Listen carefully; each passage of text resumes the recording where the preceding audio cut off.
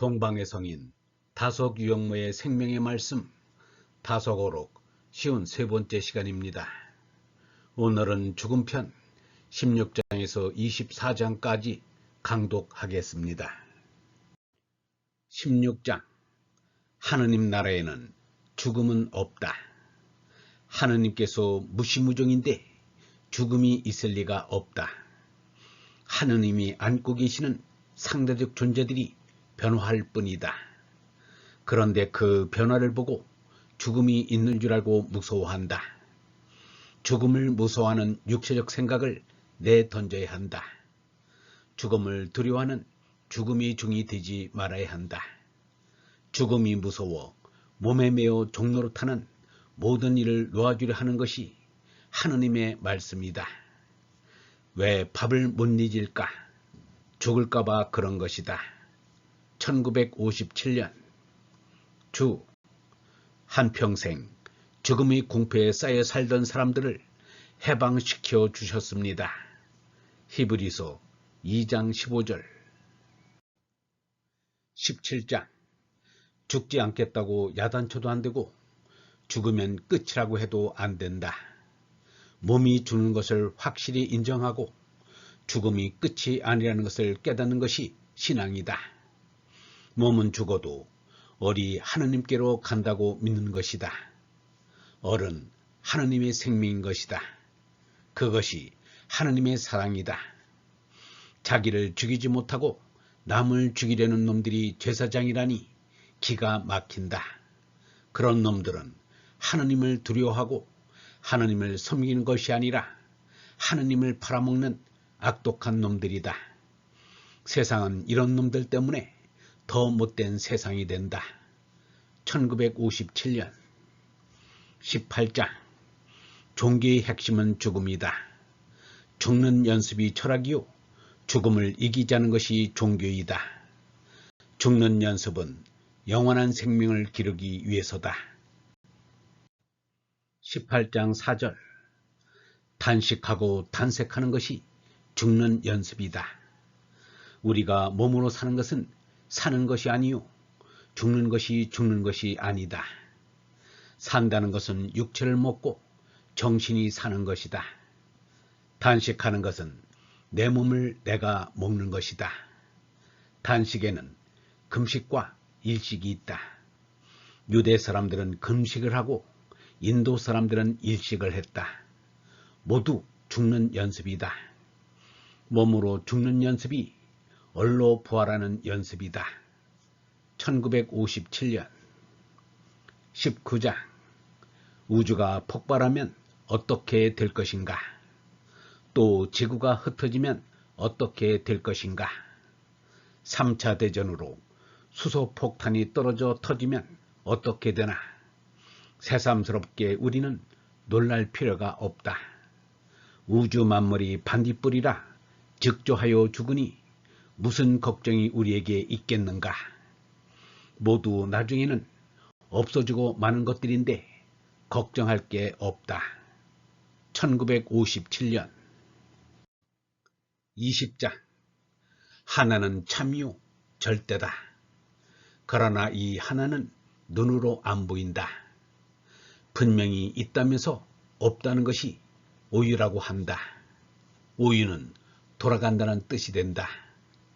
우리 인생도 무엇인가? 지금 살았거니 하지만 결국 오유로 돌아가는 것이 아니겠는가? 우리는 있다고 하지만 우리는 오유로 돌아간다.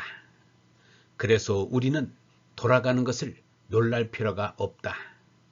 아주 돌아가기를 대기하고 있어야 한다. 왜 대기하느냐 하면 오유로 가는 길이 하늘로 들어가는 것이기 때문이다. 하나로 가는 것이니까 대기하고 있어야 한다. 1957년 21장 우리는 두려움 없이 살아야 한다. 공자도 지인용이면 무서운 것이 없다고 했다. 21장 3절 마하트마 간디의 진리파지에도 무서워하지 않는 정신이 들어있다. 예수의 가르침에도 두려워 말라는 것이다. 하느님의 아들인 우리가 무엇이 두렵겠는가? 몸나가 있어서 걱정인데 몸나로 죽고 얼라로서 난 하느님 아들이 무엇 때문에 두려운가? 시편에는 나를 무서워하지 않는 이는 나의 아들이다 라는 말이 있다. 우리는 두려움 없이 살아야 한다. 1957년 22장 죽음을 넘어서 울리는 소리, 그것이 복음이다. 연못 속에 뛰어드는 개구리의 생명은 무상한 것 같지만 정막을 깨뜨리는 그 물소리는 한없이 심오하다. 사람의 죽음도 개구리가 연못 속에 뛰어드는 것이나 마찬가지일 것이다. 22장 4절 그러나 사람이 어뢰 시면에 뛰어드는 얼소리는 한없는 묘미가 있을 것이다. 이것이 영원한 생명에 이르는 복음인 것이다. 1957년 23장 있다는 것도 참으로 있는 것이 아니고 없다는 것도 참으로 없는 것이 아니다. 생사에 빠진 미혹과 환상에서 있느니 없느니 야단이다. 유무를 참으로 아는 사람은 없다. 다만 우리 몸의 감각이 있다 없다고 하는 것뿐이다. 있다 없다고 느끼는 것은 마음인데 이 마음이 영원한 것인가 하면 그렇지 않다. 마음은 생사의 제한을 받는다. 1957년 24장 생명인이라는 도장을 새겨 가지고 왔다. 크기는 옛날 엽전만 하고 모양도 둥글고 속은 네모난 구멍이 뚫린 것이 옛날 엽전과 마찬가지다. 가운데는 입구로 만들어졌다. 세로로는 무상생, 가로로는 비상명이다. 그 옆에 새긴 글자는 생필무상, 명시비상이다. 인생은 무상하다. 100년을 살아보았댔자 인생이 무상하다는 것은 누구나 알고 느끼는 바다. 그래서 어떻게 하면 인생은 무상을 벗어나서 무상하지 않는 세계에 머물 수 있을까 하는 것이 모든 인간의 바람이다. 이런 바람 때문에 사람은 생각하고 연구하고 창조하고 신앙한다. 인생이 무상하다는 것인데 그래서 생각하고 연구한 결과가 무엇인가? 그것은 인생이 무상한데 천명은 비상하다는 것이다. 천명은 무상한 인생을 무상하게 살도록 내버려 두지 않는다. 무상한 인생이지만 이 무상한 인생에서 비상한 명령을 내려주신다. 그것은 평상시의 명령이 아니라 비상시의 명령이기 때문에 그것은 거역할 수 없는 절대 명령이다. 내가 온 것은 이 명령을 실천하러 온 것이다. 인생은 아이로 끝나면 요절이지만 늙어서 마치면 장수이다. 무상생은 요절이란 말이요 비상생이란 장수란 말이다.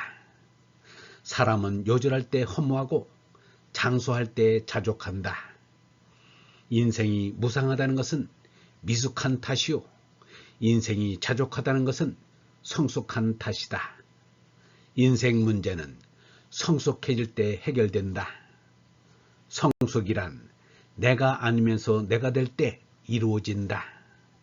이는 죄나에서 얼라로 중생 부활하는 것이다. 1957년 영성신학원 다속 아카데미의 하늘소리였습니다.